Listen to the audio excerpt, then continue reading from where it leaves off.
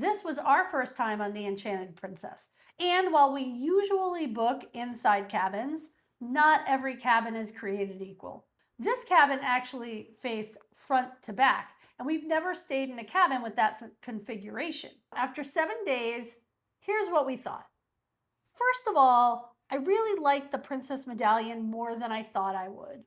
It was super convenient. As you walked up to the door, your face came up on the screen, and then there's a green light around the handle that will turn green, and then you just open the door. So it's super simple, but it was really nice.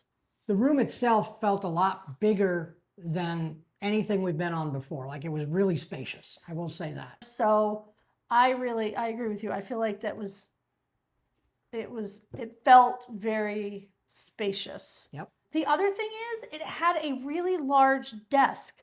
Like, usually the desks are more like, I think more of like makeup vanity size.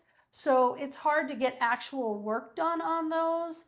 But this is the first time I felt like the desk was actually workable. Like, if I had to work while I was on the ship, that's a place that I could actually get some work done. Has two USA power outlets and 3 European power outlets, EU. And there was also an extended, I'm going to call it a shelf that sat above the refrigerator. Yeah, kind of like a drop zone. Yeah, at your house, sort of. Yeah.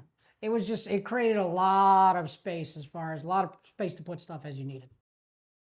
A large TV, and this top drawer here, a lot of drawer space, by the way. Hair dryer. 3 drawers here. In here is a little mini cooler, so you can, store stuff. The thermostat for the room, right here on the wall. As you come back, there's a lot of hanging space and plenty of hangers all around. That closet was gigantic by cruise ship standards.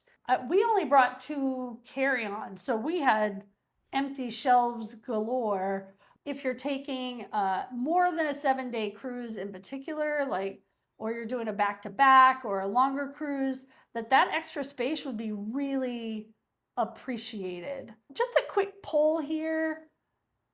Tell me how many suitcases you bring on a 7-day cruise. Are you carry-on only like we did, or do you have multiple bags?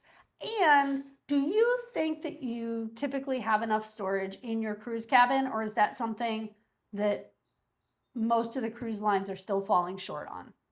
One of the reasons we like interior cabins is because it's dark and we always sleep well. In this case, the bed was super, super comfortable. Yes. And on each side of the bed, the lamps, there was light switches on both sides of the bed, and each lamp had USB ports. The forward to aft configuration didn't seem to impact our sleep at all, and neither did the public spaces right around the corner from this cabin. We were a little worried that because it was so close to the stairs and the elevator that we'd get some noise that might disturb our sleep, but it absolutely did not happen that way. And so we slept great on this ship.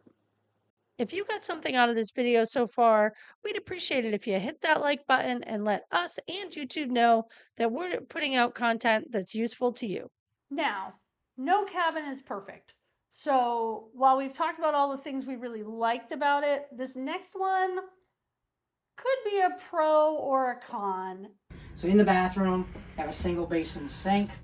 It comes with hand wash and obviously plenty of 3 shelves. Standard commode. Give you a second extra roll of toilet paper underneath with trash can.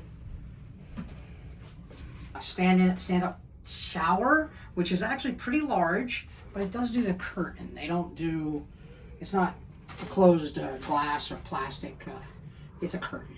So the upside about the curtain is you get a little more flexibility. Like if you have to bend over or whatever, the curtain moves a little bit. The downside is because the curtain moves, you tend to get more water on the floor because there's not a door there. And this last one, I honestly thought I was going to love. I actually loved it. Like when we first walked in, I was like, oh my God, that's so cool. Because they have a motion sensor light in the closet. Because the closet's sectioned off, they have a light there, which is great so that you can see what you're looking at in the closet. And also, when you're getting up in the middle of the night, that person can have a light to get you to the bathroom without tripping on something and hurting yourself. But I have to say, by the end of the 7 days, I was not as in love with it as I thought it would be, because it was a bright light, right? Which is great if you're looking to find your clothes, but not so great if you are in pitch black in the middle of the night, and then you walk in and it's like bright lights. And I know you didn't really like it much either when I got up in the middle of the night. No. Because the light, while it is blocked a fair amount by the wall, it's still bright enough that it was bothering you while you were asleep.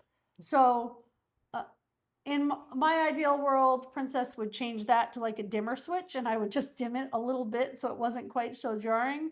But since I don't think Princess is going to change every cruise ship for me, bring an eye mask for when you're sleeping. So if you're, and actually that light is in all the cabins, whether it's balcony or whatever. So if you're going on a Princess ship, especially if you're sensitive to any kind of light when you're sleeping, definitely bring an eye mask. You will not regret it.